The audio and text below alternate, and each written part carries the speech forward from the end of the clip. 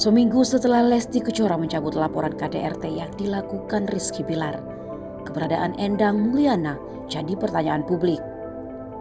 Ayah Kejora itu terakhir terlihat bersama Lesti dan Rizky Bilar ketika berada di Polres Metro Jakarta Selatan.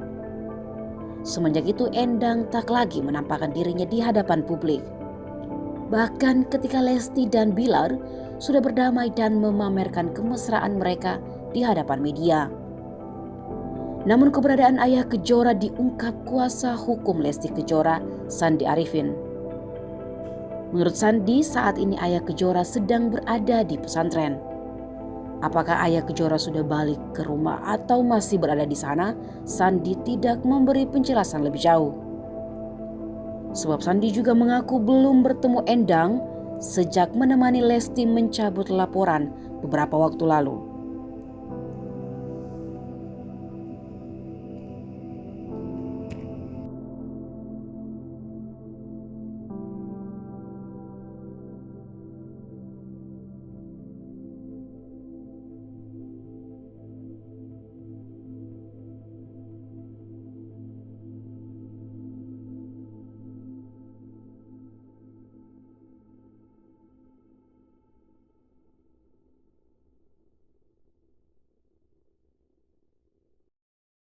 Terima kasih sudah nonton.